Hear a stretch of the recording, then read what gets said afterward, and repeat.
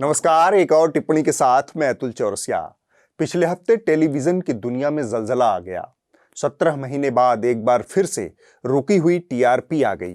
खुशी का यह मौका झूठा नुचौवल का बायस बन गया। अव्वल तो इसे आना नहीं चाहिए था, और आना भी था तो माहौल की नाजुक संवेदना को ध्यान में रखकर आना था। ये आई तो दरबारी हुड़कचुल्लुओं में गाली गलौज शुरू हो गई। साहब ने राष्ट्रीय स्तर पर दरबारी मीडिया का गठन यह सोचकर तो कतई नहीं किया था कि 2 कौड़ी की टीआरपी के चक्कर में सरेराह कुकुर झोंझों मचे। गोस्वामी जी का कुत्ता फेल एक्शन इतिहास में दर्ज हो गया।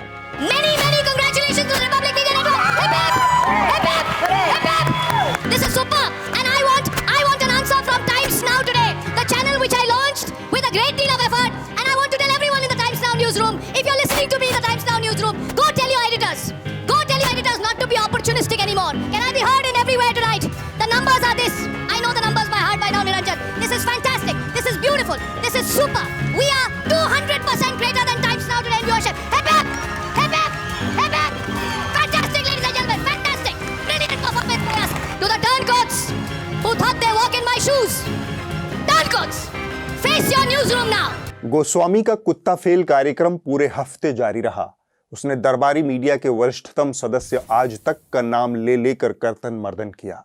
वो तक वाले वही तक वाले तो पूछता है भारत तक वालों, बताओ तक वालों। कैफी आजमी साहब का एक शेर है, इंसान की ख्वाहिशों की कोई इंतहा नहीं, 2 गज जमी भी चाहिए 2 गज कफन के बाद। अब जरा इस आदमी की ख्वाहिशों और हसरतों को जान लीजिए। अगर वो मौका मिल जाता 1995 में, तो 24 साल पहले मैं हिंदी पत्रकारिता में आ जाता। आज 24 साल बाद सबसे मैं अपने आप को इतना लकी मानता हूं कि 24 साल बाद शायद मेरी हिंदी ठीक नहीं है, मगर हिंदी पत्रकारिता में जो मुझे एंट्री मिली, बहुत बहुत बड़ी बात है। लोगों ने एक्सेप्ट किया। मैं ऐश्वर्या जैसे हिंदी नहीं बोल सकता, वो तो कुछ भी बोल देते हैं। मगर हिंदी पत्रकारिता में मैं आ सका, लोगों के साथ फेस टू फेस 1-to-1 बात कर सका, बहुत बड़ी बात है। और इसके लिए मैं हमेशा बहुत ही क्या कहूं, शब्दों में इसको मैं कह नहीं पाऊंगा। तुम्हारी चटियल हिंदी ने अभी क्या कम जहर बो रखा है जो तुम हिंदी के पत्रकार भी बनना चाहते हो। मजाक के इतर एक बात कहना चाहूंगा, तुम अगर हिंदी के पत्रकार बन भी जाते तब भी यकीन मानो तुम इतनी ही दुर्गंध फैलाते जितना आज फैला सकते हो। दरबारी मीडिया की कुछ सीमाएं हैं और आप श्रीमान उस सीमा की सीमा रेखा हैं। एक सज्जन है जो हर साल न्यूज ब्रॉडकास्ट मीडिया वालों को अवार्ड देते हैं। सारे चैनल एंट्री फीस देकर अवार्ड के लिए नामांकन करवाते हैं। जैसे ही किसी ने एंट्री फीस भरी, उसी वक्त उसको अवार्ड मिलना तय हो जाता है। विद्वान अभी तक तय नहीं कर पाए हैं कि यह अवार्ड टीवी न्यूज की किस किस कैटेगरी में, किस किस विधा में दिया जाता है। थोक के भाव झौवा के झौवा अवार्ड बंटता है, वैसे ही जैसे जूते में दाल बंटती है, बिल्कुल उसी तर्ज पर बार्क ने इस बार टीआरपी बांटी है। मतलब इस रेटिंग की विश्वसनीयता का आलम यह है कि हर चैनल अपने आप को किसी न किसी पैमाने पर नंबर 1 बता रहा है। आज तक के अंदर तो अमिताभ बच्चन की आत्मा ही घुस गई। हम भी वो हैं जो कभी किसी के पीछे नहीं खड़े होते। जहां खड़े हो जाते हैं लाइन वहीं से शुरू होती। टीआरपी आ गई है, मतलब एक बार फिर से आनी शुरू हो गई है, और हर चैनल अपने आप को नंबर 1 बताने में लगा है। नंबर 1 के पायदान पर सबसे गंभीर हमला तो अर्नब गोस्वामी का ही रहा, लेकिन टीवी 9 भारतवर्ष ने एक अलग अंदाज में यह जश्न मनाया। आप भी देखिए। जैसा कि लोग अलग अलग चैनल और अलग अलग लीडर्स अभी करते थे, कोई एक घटना घटती थी वो आगे बढ़ते थे। हम युद्ध हो उसमें आगे हैं, हम चुनाव हो उसमें आगे हैं। हेमंत शर्मा हिंदी के वरिष्ठतम पत्रकारों में शुमार हैं। दुनिया ने उनकी निगाहों से 1992 का बाबरी मस्जिद विध्वंस और भाजपाई उपद्रव देखा है। वरिष्ठ संपादक प्रभाष जोशी उन्हें कारसेवक पत्रकार कहते थे। कलम और विचारों पर हेमंत जी की जो पकड़ है वह विरले पत्रकारों में पाई जाती है, लेकिन टेलीविजन के दबाव में आकर क्या से क्या हो गए देखते देखते। फिर से देखिए। तो हमने अपनी लीडरशिप हर क्षेत्र में एस्टेब्लिश की है। तो कोई ये बात नहीं है कि हम वॉर में आगे हैं, हम इंटरनेशनल रिलेशन में आगे हैं, हम पाकिस्तान में आगे हैं, हम आतंकवादी घटनाओं में आगे हैं। आतंकवाद में नंबर 1, युद्ध में नंबर 1, यह भी कोई गर्व करने की वजह हुई? शायद कवरेज में नंबर 1 कहना चाहते थे। यह दिन देखने के बाद बार्क वालों को मेरी एक ही सलाह है, एक कैटेगरी जहर खुरानी में नंबर 1 टीआरपी की भी बनाएं। इसमें असली स्पर्धा देखने को मिलेगी। पिछला हफ्ता खबरिया चैनलों ने कश्मीर फाइल्स के नाम किया। इस एक खबर में हिंदू मुसलमान करने की अप्रतिम संभावनाएं थी।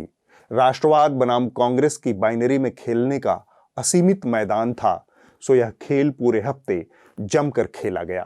सुरेंद्र कौल साहब, आपको कहने में थोड़ी दिक्कत हो रही है। मैं इन चीजों को कहने से कतराती नहीं हूँ कौल साहब, और मैं कह देती हूँ आपको, अगर वो 15,000 मुसलमान मरे हैं तो किसकी वजह से मरे? किसकी वजह से मरे, मुझे ये बताइए। और अगर उन 15,000 मुसलमानों ने आज की तारीख में वो जो मरे हैं, जिनकी वजह से मरे हैं, वो कह रहे हैं कि हमने आतंकवाद के दर्द को झेला है, वो आतंकवाद आया कहां से है? कौन लोग हैं उसके जिम्मेदार? और मुझे बता दीजिए, ललित अंबरनार और कौल साहब, आप क्यों नहीं बंदूक उठाते थे? लीजिए ना AK-47, आप तो जमीन से निकल गए ना वहां की, आप तो अपने घरों से निकल गए ना, तो बांध लीजिए ना बम अपनी पेटी पर, बांध लीजिए अपने पेट पर, कमर पर और पीठ पर बम, और फोड़ दीजिए अपने आप को। आपको कहने में परेशानी हो रही होगी सुरेंद्र कौल साहब, लेकिन सच्चाई कहने में मुझे कोई नहीं रोक सकता, और सच यही है। मनमोहन सरकार में नौकरियां मिली, 30,000 करोड़ का वहाँ पर निवेश आया है बीते 1 सालों में, बीते 1 सालों में कुछ नहीं हुआ कश्मीरी पंडितों के लिए। सिर्फ फिल्में बनी, एंटरटेनमेंट में आप दिखा रहे हैं, झूठ दिखा रहे हैं सब कुछ। वो एंटरटेनमेंट है, लोग वहाँ पर रो रहे हैं, बिलख रहे हैं। सुप्रीम कोर्ट में क्यों पिटीशन जल्दी? आप लोग कितने आराम से, एक सेकंड आप कश्मीर के अपनी से, आप तो बड़े आराम से रहते हैं कश्मीर के अपनी जमीन पर, आराम से रहते हैं। कश्मीर तो मर रहा है, रहते हैं, क्या मर रहा है? क्या मर रहा है? कितने कश्मीर में 50,000 करोड़ से ज्यादा का वहाँ पर निवेश का क्या मतलब है? जब सलमान निज़ामी आराम से रह सकते थे, जब सलमान निज़ामी आराम से कश्मीर में अशोक पंडित जी रह सकते हैं, अशोक पंडित जी, जब सलमान निज़ामी रह सकते हैं कश्मीर में, अशोक पंडित क्यों नहीं रह सकते? क्या कश्मीरी पंडितों को सिर्फ आतंकियों ने निकाला? वहाँ पर जितने लोग थे अन्य कश्मीरी, वो उनको रोक रहे थे, उनको बचा रहे थे। बहुत सी स्टोरीज ऐसी, आप जाइए ना जम्मू के माइग्रेंट कैंप में, हमने तो 10 स्टोरी सुनाई है, जिसमें वो कह रहे हैं कि हमारे पड़ोसियों ने मदद आप नहीं देखिए, उस वक्त बंदूक का डर था सभी को। फ्रीडम ऑफ स्पीच होने देखा बड़ा सिलेक्टिव है हमारे देश में। अगर आप कश्मीरी हिंदुओं की बात करते हैं तो फ्रीडम ऑफ स्पीच भी नहीं है, वो सिनेमा भी नहीं है, वो मुद्दा भी नहीं है, मान लीजिए। लेकिन अगर आप गुजरात दंगों की बात करते हैं या कोई और दूसरी ऐसी CAA की बात करते हैं, तो फ्रीडम ऑफ स्पीच भी है, मुद्दा भी है, सिनेमा भी है, किताब भी लिखी जाएगी, सब कुछ लिखा गया। एक मुसलमान को किसी कश्मीरी हिंदू ने मारा जी, सवाल सुनिए आप, एक चुनौती है, एक मुसलमान को किसी कश्मीरी हिंदू ने मारा। ये जो कश्मीरी हिंदू ने मारा, लाखों कश्मीरी हिंदू पंडितों को किसने मारा, उनको धर्म से पता है। अरे छोड़ो जहादियों, अरे जहादियों, यहाँ क्या चलेगा निज़ाम मुस्तफा, यहाँ क्या चलेगा निज़ाम मुस्तफा? कश्मीर में रहना होगा, अल्लाह पर कहना होगा, ये तुम कश्मीरी हो, अरे ये सेटलर, अरे तुम लोग कश्मीरी भी हो, कश्मीरी भी अखलाक है। एक अखलाक की अगर हत्या होती है तो इतना तूफान खड़ा हो जाता है। कश्मीरी पंडितों को विस्थापित कर दिया गया, इस देश के अंदर किसी को कोई पीड़ा नहीं हुई। इस फिल्म के जरिए से 2 बातें मैं बुनियादी तौर पर कहना चाहता हूं। पहली, जब इतिहास की ऐसी घटनाओं पर बात हो तब ख्याल ये रहना चाहिए कि नफरतों के उस दौर की याद में आप मरहम बनने की बजाय कहीं नफरतों का एक दूसरा अध्याय तो नहीं शुरू कर रहे। दुर्भाग्य से यह फिल्म ऐसा ही कर रही है।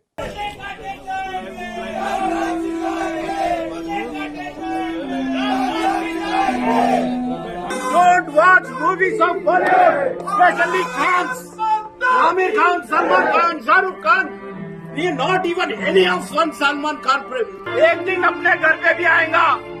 ये अखिलेश, ये मायावती, ये तृणमूल कांग्रेस अपने घर में भी आएंगे। इंडिया को बाहर निकालने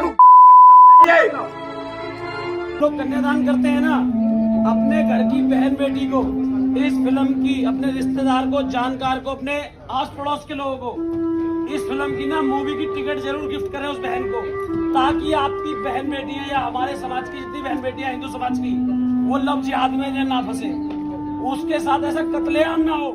दूसरी बात, एक ही फिल्म में सारी बातें नहीं आ सकती, फिर भी जो बातें कही जाएं वो तथ्यात्मक तौर पर पूरी हों, अधूरा सच या बिना संदर्भ के लोगों की भावनाओं को उकसाने वाली ना हो।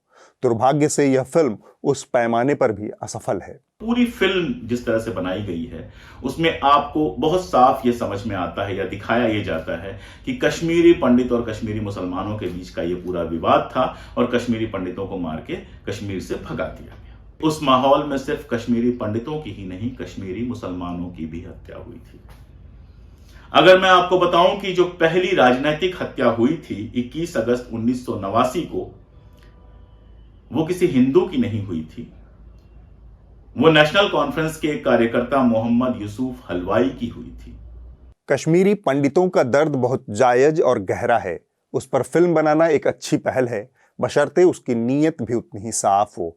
कश्मीरी आतंकवाद के दौर में मारे गए मुसलमानों को नजरअंदाज करने के भी निहित खतरे हैं। ये वो लोग थे जो हिंदुस्तान का झंडा घाटी में उठाते थे। ये मारे ही इसलिए गए क्योंकि ये कश्मीरी पंडितों और हिंदुस्तान के साथ खड़े थे। इनको भुलाकर कही गई कोई भी कहानी अधूरी, भ्रामक और दुर्भावना का संकेत है। अब थोड़ी सी बात मीडिया के नजरिए से कर लेते हैं। खबरिया चैनल, जिनका काम है कश्मीरी पंडितों की त्रासदी से जुड़ा सच जनता के सामने रखना, वो दरबारी मीडिया 30 साल बाद इस घटना से जुड़ी तमाम अफवाहों को फैलाने में लगा हुआ है। मसलन एक अफवाह नविका कुमार फैला रही हैं कि कांग्रेस को माफी मांगनी चाहिए। क्या कांग्रेस पार्टी माफी मांगने के लिए तैयार है? नंबर 1 और नंबर 2, माफी तो मांगना दूर, ये जो बार बार ट्वीट्स आ रहे हैं, कभी यूपी कांग्रेस से, कभी केरला कांग्रेस से, मैं पूछना चाहती हूं ये जख्मों पर नमक क्यों छिड़का जा रहा है? नाविका कुमार का चुटकुला इतना छोटा भी नहीं है, आप पूरा चुटकुला सुनिए। आप अपना जवाब दीजिए ना, सरकार से तो हम जवाब मांग लेंगे। सरकार से तो हम जवाब मांग लेंगे। बहन नाविका का यह चुटकुला सुनकर शराफत की दुनिया सदमे में चली गई। चांद ने कायनात की ताकतों से पूछा, क्या मुझे अब दिन में निकलना चाहिए? सूरज ने कहा, क्या मैं पश्चिम से उगना शुरू कर दूं? गरजिए कि सर्दी, गर्मी और बरसात ने अपने महीने बदलने की इच्छा जाहिर कर दी। नाविका जी, ऐसा दावा मत किया कीजिए कि जलजला आ जाए। एक और हुड़क चुल्लू हैं जिनके मुताबिक आखिर 30 सालों तक कश्मीर का सच छुपा क्यों रहा देश से? 32 साल तक कश्मीर का सच छिपा रहा तो गुनहगार कौन? अब तुम ही अनपढ़ जाहिल हो तो इसका गुनहगार कौन? 19 जनवरी को कश्मीरी पंडित पलायन दिवस मनाते हैं, क्योंकि 19 जनवरी 1990 से कश्मीर घाटी से पंडितों का पलायन शुरू हुआ था। उस वक्त केंद्र में भारतीय जनता पार्टी के समर्थन वाली वीपी सिंह की सरकार थी। कश्मीर में राष्ट्रपति शासन था, जिसकी कमान जगमोहन के हाथ में थी। उस वक्त भाजपा को कश्मीरी पंडितों के पलायन से रत्ती भर भी फर्क नहीं पड़ा। वह सत्ता में साझीदार बनी रही। भाजपा ने वीपी सिंह की सरकार को अगले 11 महीनों तक समर्थन जारी रखा। भाजपा को समर्थन वापसी की याद तब आई जब मंडल आयोग की सिफारिशें वीपी सिंह ने लागू कर दी। इसके जवाब में लालकृष्ण आडवाणी कमंडल की सिफारिशें लागू करवाने के लिए रथ यात्रा पर निकल पड़े। यह घटना नवंबर 1990 की है। एक बात तो ये हुई। दूसरी बात, क्या यह घटना देश की नजरों और मीडिया से दूर रही? इसके लिए आपको न्यूज ट्रैक की उस दौर की रिपोर्टिंग देखनी चाहिए। न्यूज ट्रैक के रिपोर्टर अल्पना किशोर और मनोज रघुवंशी ने सिलसिलेवार ढंग से कश्मीरी पंडितों के पलायन को कवर किया था। How many of us take the freedom of a normal life for granted? Can anyone ever really know the mind of a hostage held captive? It was horrible. It's understandable. It was horrible. My wife was upside and I'd been taken away. It was horrible. Did you have difficulty sleeping? So that is but natural. I could not sleep. They provided me. I was given a good bed, this thing, that thing, but you can understand. I could not sleep. I have not been able to sleep, rather, I should say. Weeks of curfew had converted homes into prisons, often without electricity, water and food. But most of all, it was the tension of being a minority in an increasingly fanatical atmosphere, where the very air they breathed was laden with violence and fear. They have left secure jobs, sometimes of 20 years, established businesses running for generations, and even properties and orchards to a blank, uncertain future with marginal help from the government. Large-scale migration began when the release of Rubia in exchange for 5 militants led to mass hysteria in most parts of the valley. The next phase came in the third week of January when huge processions were taken out in the valley, processions in which many Hindus were forced to march in front. The government has so far made only marginal arrangements for their rations.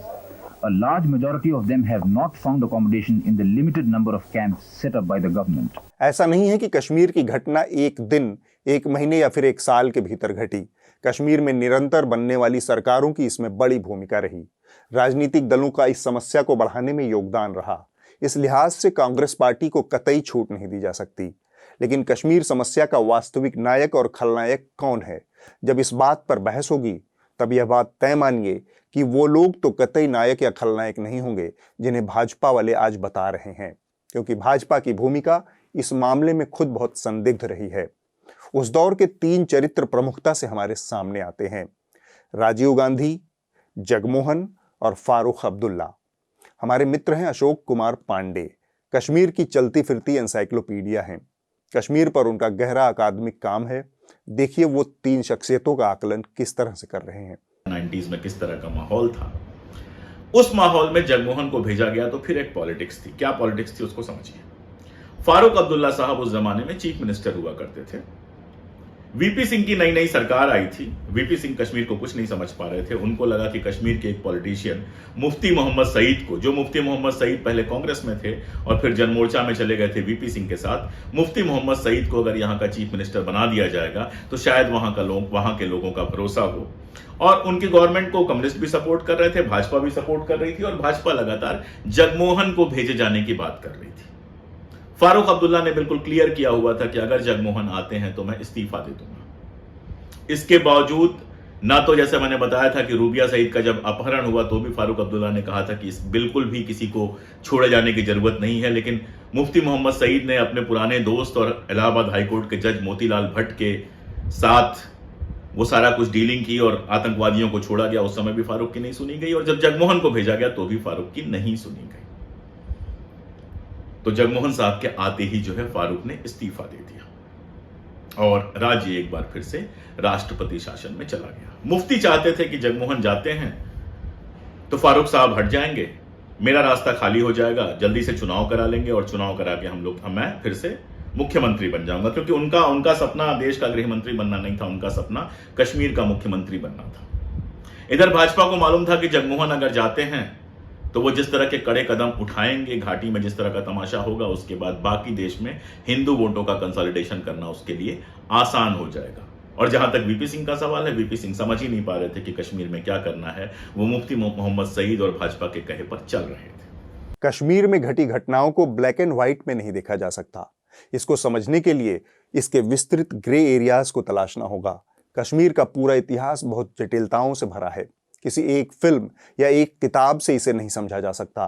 Kashmir को समझने के लिए बहुत सारे स्रोत तलाशने होंगे। आपका रेफरेंस पॉइंट एक फिल्म नहीं हो सकती और राजनीतिक प्रोपेगेंडा के तहत बनी कोई फिल्म तो कतई नहीं होनी चाहिए। दुर्भाग्य यह है कि भारत के इस मुकुट को देश के प्रधानमंत्री भी अपनी निहित दुर्भावनाओं से मुक्त होकर नहीं देख पा रहे। वह इस फिल्म को ही देश के संवैधानिक मूल्यों की कसौटी बनाकर प्रचारित कर रहे हैं। कश्मीर फाइल फिल्म की चर्चा चल रही है और जो लोग हमेशा फ्रीडम ऑफ एक्सप्रेशन के झंडे लेकर के घूमते हैं, वो पूरी जमात बौखला गई है पिछले 5-6 दिन से। और ये फिल्म का तथ्यों के आधार पर, आर्ट के आधार पर उसकी विवेचना करने के बजाय उसको डिस्क्रेडिट करने के लिए बड़ा मुहिम चला है, आपने देखा होगा। प्रधानमंत्री की जो इच्छा वो करें, वो चाहे फिल्म बनवाएं चाहे उसका प्रचार करें। उसके कई पहलू हो सकते हैं। किसी को एक चीज नजर आती है, किसी को दूसरी नजर आएगी। जिनको लगता है कि ये फिल्म ठीक नहीं होगा, अपनी दूसरी फिल्म बनाए, कौन मना करता है। अब हम थोड़ा विषय बदल लेते हैं। रिपोर्टर्स कलेक्टिव नामक पत्रकारों की एक गैर लाभकारी संस्था ने 3 हिस्सों का एक इन्वेस्टिगेशन जारी किया है। ये रिपोर्टें अल जजीरा में छपी। इसमें सामने आया है कि फेसबुक ने बीते 3 सालों के दौरान विज्ञापनों की आड़ में भारतीय जनता पार्टी का प्रचार किया। यह काम रिलायंस समूह द्वारा समर्थित कुछ मुखौटा कंपनियों के जरिए किया गया। इसमें मोटा पैसा झोंका गया। इस खबर को आधार बनाकर कांग्रेस अध्यक्षा सोनिया गांधी ने लोकसभा में कुछ सवाल खड़ा किया कि सोशल मीडिया के बेजा इस्तेमाल की छूट आवारा पूंजी और भ्रष्ट कॉरपोरेट को नहीं दी जानी चाहिए, खासकर वो गतिविधियां जो देश की राजनीतिक प्रक्रिया में हस्तक्षेप करती हों। The rising danger of social media being abused to hack our democracy.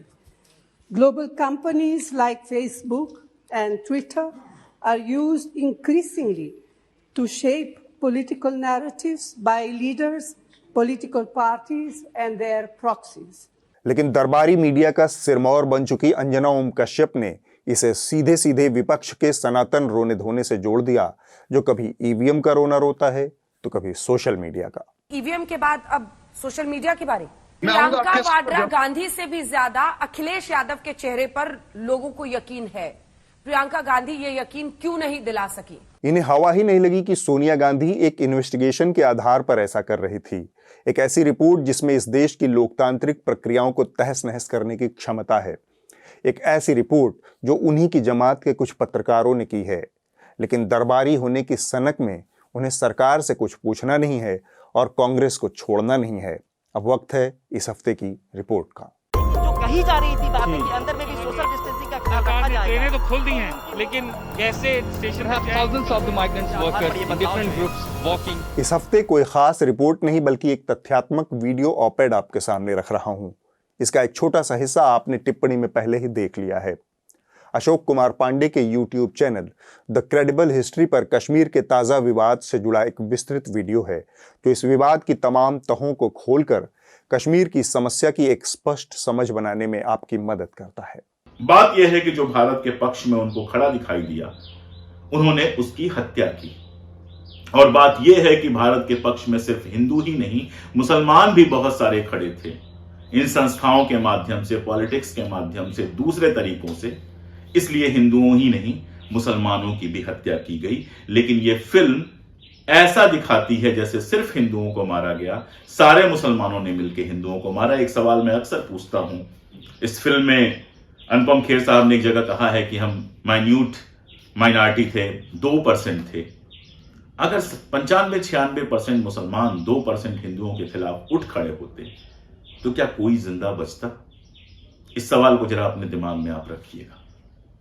जो ये बिल्कुल ये एक नरेशन बनाया जा रहा है कि सारे मुसलमानों ने मिलकर सारे हिंदुओं को भगा दिया। आप सोचिएगा कि 100 में से 98 लोग एक साथ खड़े हो जाएं और 2 लोग अकेले पड़ जाएं, तो क्या 2 लोग वो जिंदा बच सकते हैं?